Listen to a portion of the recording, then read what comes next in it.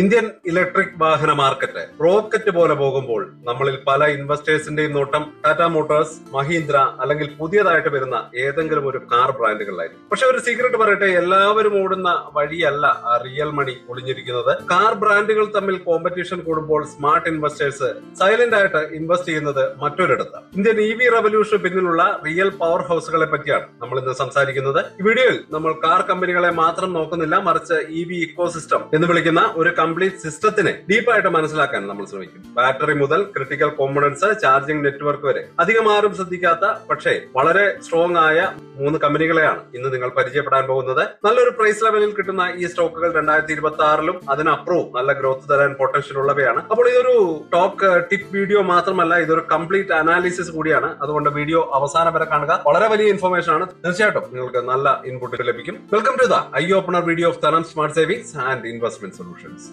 എന്തുകൊണ്ടാണ് കാർ മാനുഫാക്ചറേഴ്സിൽ മാത്രം ഫോക്കസ് ചെയ്യുന്നത് നല്ല സ്ട്രാറ്റജി അല്ല എന്ന് ഞാൻ പറഞ്ഞത്? കാരണം വളരെ സിമ്പിൾ ആണ്. വാഹന മാർക്കറ്റിലെ കോമ്പറ്റീഷൻ വളരെ ടഫാണ്. ഇന്ന് ഒരു ബ്രാൻഡ് ടോപ്പിലാണെങ്കിൽ നാളെ അതിലും നല്ല റേഞ്ചും കുറഞ്ഞ വിലയും പുതിയ ഫീച്ചറുകളും ഒക്കെ ആയിട്ട് വേറൊരു ബ്രാൻഡ് മാർക്കറ്റിലേക്ക് എത്തും. ഇത് കമ്പനികളുടെ പ്രോഫിറ്റിൽ എപ്പോഴും ഒരു പ്രഷർ ഉണ്ടാക്കിക്കൊണ്ടേയിരിക്കും. എന്നാൽ ഒരു ഇലക്ട്രിക് കാർ എന്നത് വെറും ഒരു വണ്ടിയല്ല, ഒരു കോംപ്ലക്സ് ആയ ഇക്കോസിസ്റ്റം ആണ്. ഒരു കാർ ഓടണമെങ്കിൽ ബാറ്ററി വേണം, മോട്ടോർ വേണം, സോഫ്റ്റ്വെയർ വേണം, ചാർജ് ചെയ്യാൻ സ്റ്റേഷനുകൾ വേണം. ഇതുപോലെ 100 കണക്കിന് കോമ്പണന്റ്സിന്റെ സപ്പോർട്ടോട് കൂടിയാണ് ഈ ഒരു കാർ വർക്ക് ആവുന്നത്. ടാറ്റയുടെ കാർ വിറ്റാലും മഹീന്ദ്രയുടെ കാർ വിറ്റാലും ഈ കോമ്പണന്റ്സ് ഉണ്ടാക്കുന്ന കമ്പനികൾക്ക് ബിസിനസ് ഉണ്ടായിക്കൊണ്ടേയിരിക്കും. ഇതിനെയാണ് ഫിക്സ് ആൻഡ് ഷോവൽ സ്ട്രാറ്റജി എന്ന് പറയുന്നത്. അതായത് ഗോൾഡ് മൈൻ ചെയ്യുന്നവർക്ക് പകരം അവർക്ക് മൺവെട്ടിയും പിക്കാസും വിൽക്കുന്നവരിൽ ഇൻവെസ്റ്റ് ചെയ്യുക. തീർച്ചയായിട്ടും ആര് വാങ്ങിയാലും വിറ്റാലും നമുക്ക് പ്രോഫിറ്റ് ലഭിക്കും. ഇന്ത്യയുടെ EV ഗ്രോത്തിനെ പറ്റി പറയുമ്പോൾ നീതി ആയോഗിന്റെ ചില റിപ്പോർട്ടുകൾ എപ്പോഴും പറയാറുണ്ട്. അതനുസരിച്ച് 2030 ആവുമ്പോഴേക്കും പുതിയ പ്രൈവറ്റ് കാറുകളിൽ 30%, അതുപോലെ തന്നെ കൊമേഴ്ഷ്യൽ വെഹിക്കിളിൽ 70%, ടൂ വീലറുകളിൽ 80% ഇലക്ട്രിക് ആക്കുക എന്നൊരു മിഷൻ കൂടിയുണ്ട്. അപ്പോൾ ഇതൊരു ഒഫീഷ്യൽ ഗവൺമെന്റ് ടാർഗറ്റ് ആയിട്ട് അനൗൺസ് ചെയ്തിട്ടില്ലെങ്കിലും നമ്മുടെ രാജ്യം പോകുന്ന ഡയറക്ഷൻ വളരെ ക്ലിയർ ആണ്. വലിയൊരു മാറ്റത്തിൽ നിന്ന് ഏറ്റവും കൂടുതൽ ബെനിഫിറ്റ് കിട്ടാൻ സാധ്യതയുള്ള 3 ഇമ്പോർട്ടന്റ് കമ്പനികളെയാണ് ഇന്ന് നമ്മൾ പരിചയപ്പെടാൻ പോകുന്നത്. അപ്പോൾ വളരെ ഇമ്പോർട്ടന്റ് ആയിട്ടുള്ള ഒരു സ്റ്റോക്കുമായിട്ട് നമുക്ക് സ്റ്റാർട്ട് ചെയ്യാം. ടാറ്റ മോട്ടോഴ്സ്.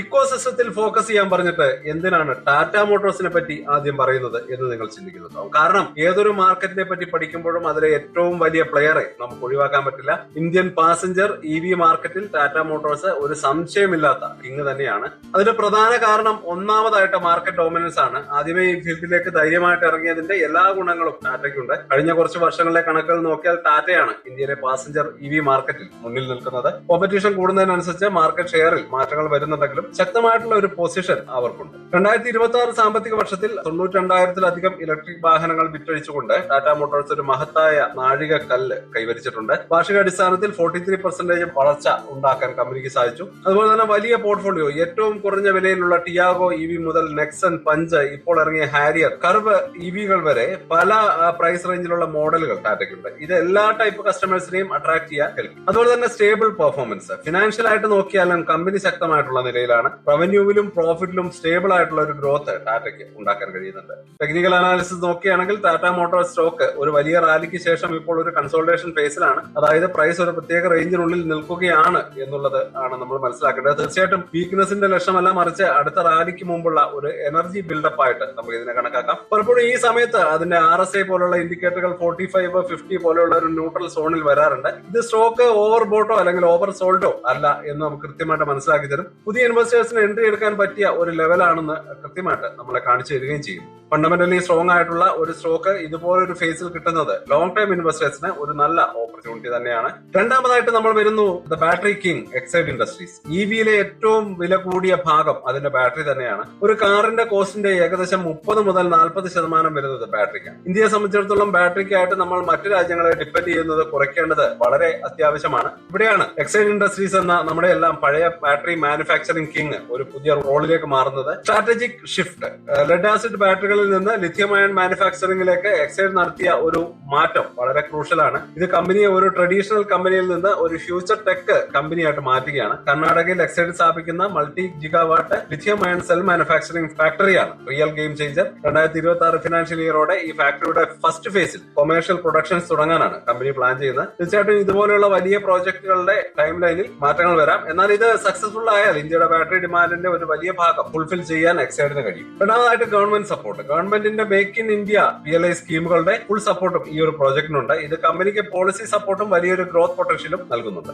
ടെക്നിക്കൽ അനാലിസിസ് നോക്കുകയാണെങ്കിൽ എക്സൈഡിന്റെ ചാർട്ടിൽ സ്റ്റോക്ക് ഒരു സ്ട്രോങ് സപ്പോർട്ട് സോണിൽ പിടിച്ചു നിൽക്കാൻ ശ്രമിക്കുന്നത് കാണാം. ഒരു വലിയ റാലിക്ക് മുമ്പ് സ്റ്റോക്കുകൾ ഇങ്ങനെ ഒരു ബേസ് ഫോം ചെയ്യുന്നത് നല്ലൊരു സൈൻ തന്നെയാണ്. ഈ ഒരു സമയത്ത് മുമ്പ് പറഞ്ഞ പോലെ ഇതിന്റെ RSI ഏതാണ്ട് 40-45 റേഞ്ചിലേക്ക് കൂൾ ഡൗൺ ആകുന്നത് വളരെ നല്ല സൂചനയായിട്ട് നമുക്ക് മനസ്സിലാക്കാം. ഫണ്ടമെന്റലി ഇത്രയും വലിയൊരു മാറ്റത്തിന് റെഡിയാവുന്ന ഒരു കമ്പനിയുടെ സ്റ്റോക്ക് ടെക്നിക്കലി ഇത്രയും അട്രാക്റ്റീവ് ആയിട്ടുള്ള ഒരു ലെവലിൽ കിട്ടുന്നത് റയർ ആയിട്ടുള്ള കാര്യം തന്നെയാണ്. തീർച്ചയായിട്ടും ഈ ഒരു സ്റ്റോക്കിനെ പറ്റി കൃത്യമായ ഒരു പഠന വിധേയമാക്കിയിട്ട് നമുക്ക് നല്ലൊരു എൻട്രി പോയിന്റ് ഫിക്സ് ചെയ്യാവുന്നതാണ്. അടുത്തായിട്ട് മൂന്നാമത്തെ stock hidden champion Sona BLW അല്ലെങ്കിൽ സോന കോംസ്റ്റാർ. നമ്മുടെ ലിസ്റ്റിലെ ലാസ്റ്റ് സ്റ്റോക്ക് ഒരുപക്ഷെ നിങ്ങൾ അധികം കേട്ടിട്ടുണ്ടാവാത്ത ഒരു കമ്പനിയാണ്. ഇവർ കാറോ ബാറ്ററിയോ ഒന്നും ഉണ്ടാക്കുന്നില്ല. എന്നാൽ ഇവരില്ലാത്ത പല ടോപ്പ് EVകൾക്കും ഓടിക്കാൻ പറ്റില്ല. അതാണ് സോന കോംസ്റ്റാർ. EV ഇക്കോസിസ്റ്റത്തിന്റെ ഒരു ഹിഡൻ ചാമ്പ്യൻ ആണ്. EVകളുടെ പവർ ട്രാൻസ്മിഷനിലെ മെയിൻ പാർട്സ് ആയിട്ടുള്ള ഡിഫറൻഷ്യൽ ഗിയറുകൾ, മോട്ടറിനുള്ള കോമ്പണൻസ് ഒക്കെ ഉണ്ടാക്കുന്ന ഒരു വേൾഡ് ക്ലാസ് എക്സ്പെർട്ടൈസ് ഉള്ള കമ്പനിയാണിത്. അവരുടെ പ്രോഡക്റ്റുകൾക്ക് ഹൈ എഞ്ചിനീയറിംഗ് ക്വാളിറ്റിയും വെയിറ്റ് കുറവുമാണ്. ഇത് EVകളുടെ റേഞ്ച് അല്ലെങ്കിൽ മൈലേജ് കൂട്ടാൻ സഹായിക്കും. ഗ്ലോബൽ കസ്റ്റമേഴ്സ് ആണ് മറ്റൊരു കാര്യം. ഇന്ത്യയിലെ കമ്പനികൾക്ക് മാത്രമല്ല ലോകത്തെമ്പാടുമുള്ള ടോപ്പ് EV മാനുഫാക്ചേഴ്സ് ഇവരുടെ കസ്റ്റമേഴ്സ് ആണ്. നോർത്ത് അമേരിക്ക, യൂറോപ്പ്, ഏഷ്യ എന്നിവിടങ്ങളിലെ വലിയ വാഹന ബ്രാൻഡുകൾ ഇവരുടെ കോമ്പണൻസ് ഉപയോഗിക്കുന്നുണ്ട്. അതുകൊണ്ട് തന്നെ ഏതെങ്കിലും ഒരു രാജ്യത്തിന്റെയോ ബ്രാൻഡിന്റെയോ മാത്രം ഡിപ്പെൻഡ് ചെയ്യുന്ന റിസ്ക് ഇവർക്ക് തീർച്ചയായിട്ടും കുറവാണ്. അതുപോലെ തന്നെ വലിയ ഓർഡർ ബുക്ക് ഉണ്ട്. കമ്പനിയുടെ മൊത്തം ഓർഡർ ബുക്ക് 23,700 കോടിയാണ്. ഇത് വാർഷിക വരുമാനത്തിന്റെ ഏതാണ്ട് 5.3 മടങ്ങിന് തുല്യമാണ്. മെജോറിറ്റിയും EV സെഗ്മെന്റിൽ നിന്നാണ് വരുന്നത് എന്നുള്ളത് വളരെ ഇൻട്രസ്റ്റിംഗ് ആയിട്ടുള്ള കാര്യമാണ്. അതുപോലെ തന്നെ റവന്യൂവിൽ ഒരു മേജർ പാർട്ട് ഏകദേശം 30-35% മുകളിൽ ഇപ്പോൾ ബാറ്ററി ഇലക്ട്രിക് വെഹിക്കിൾസിൽ നിന്നാണ് വരുന്നത്. അതുകൊണ്ട് തന്നെ തീർച്ചയായിട്ടും നല്ലൊരു സാധ്യത കൂടി മുന്നിലുണ്ട്. ടെക്നിക്കൽ അനാലിസിസ് നോക്കുകയാണെങ്കിൽ സോന കോംസ്റ്ററിന്റെ ചാർട്ടിൽ ഒരു ക്ലിയർ ബേസ് ഫോർമേഷൻ നടക്കുന്നത് കാണാം. ഇവിടെയാണ് ആ ഒരു ബുള്ളിഷ് ഡൈവേർജൻസ് എന്നൊരു കോൺസെപ്റ്റ് റിലവന്റ് ആകുന്നത്. അതായത് സ്റ്റോക്കിന്റെ പ്രൈസ് വലിയ മാറ്റമില്ലാതെ നിൽക്കുമ്പോൾ RSI പോലെയുള്ള ഇൻഡിക്കേറ്ററുകൾ പതുക്കെ മുകളിലേക്ക് പോവുകയാണ്. ഇൻസ്റ്റിറ്റ്യൂഷൻ ഇൻവെസ്റ്റേഴ്സ് പോലെയുള്ള സ്മാർട്ട് മണി ഈ സ്റ്റോക്ക് പതുക്കെ അക്യുമുലേറ്റ് ചെയ്യുന്നതിന്റെ ഒരു സൂചനയായിട്ടാണ് ഇതിനെ കാണേണ്ടത്. സാധാരണ റീറ്റെയിൽ ഇൻവെസ്റ്റേഴ്സ് ശ്രദ്ധിക്കുന്നതിന് മുമ്പ് തന്നെ ബിഗ് പ്ലേയേഴ്സ് അവരുടെ പൊസിഷൻസ് എടുക്കുന്നതിന്റെ ഒരു സൈൻ ആയിട്ട് ഇതിനെ കാണേണ്ടതുണ്ട്.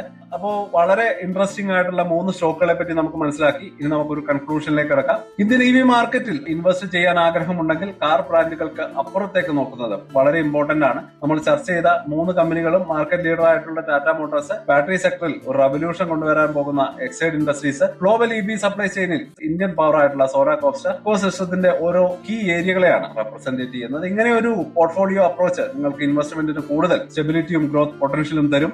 ഈ അനാലിസിസ് നിങ്ങൾക്ക് യൂസ്ഫുൾ ആയി എന്ന് തന്നെയാണ് ഞാൻ കരുതുന്നത്. അപ്പോൾ തീർച്ചയായിട്ടും ചാനൽ സബ്സ്ക്രൈബ് ചെയ്യാൻ മറക്കരുത്. അതുപോലെ തന്നെ വീഡിയോയ്ക്ക് ഒരു ലൈക്ക് ചെയ്യാനും ഒരു കമന്റ് ചെയ്യാനും മറക്കരുത്. അടുത്തായിട്ട് ഏത് ടോപ്പിക്കാണ് നിങ്ങൾക്ക് വേണ്ടത് എന്ന് കൂടി സജസ്റ്റ് ചെയ്ത് അറിയിക്കുക. ഒരു കാര്യം ഓർക്കുക, മാർക്കറ്റിന്റെ വലിയ പ്രോഫിറ്റ്സ് ഉണ്ടാക്കുന്നത് എല്ലാവരും പോകുന്ന വഴിയിൽ പോകുന്നവരല്ല, ആരും ശ്രദ്ധിക്കാത്ത വഴികൾ കണ്ടെത്തുന്നവരാണ്. അപ്പോൾ അടുത്ത വീഡിയോയിൽ കാണാം. അതുവരേക്കും ഹാപ്പി ഇൻവെസ്റ്റിംഗ്.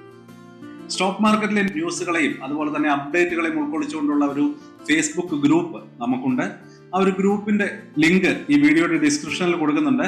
താല്പര്യമുള്ളവർക്ക് ആ ലിങ്കിൽ ക്ലിക്ക് ചെയ്തുകൊണ്ട് ഗ്രൂപ്പിൽ ജോയിൻ ചെയ്യാം. ഏറ്റവും ലേറ്റസ്റ്റ് ആയിട്ടുള്ള ന്യൂസുകൾ നമ്മൾ അതിൽ അപ്ഡേറ്റ് ചെയ്യുന്നുണ്ട്. വളരെ ഇൻഫോർമേറ്റീവ് ആയിരിക്കും. അപ്പൊ ഇത്രയുമാണ് ഇന്നത്തെ വീഡിയോയിൽ ഉൾപ്പെടുത്തിയിരിക്കുന്നത്. പുതിയ ന്യൂസുകളുമായിട്ട് നാളെ വീണ്ടും വരാം. ബൈ.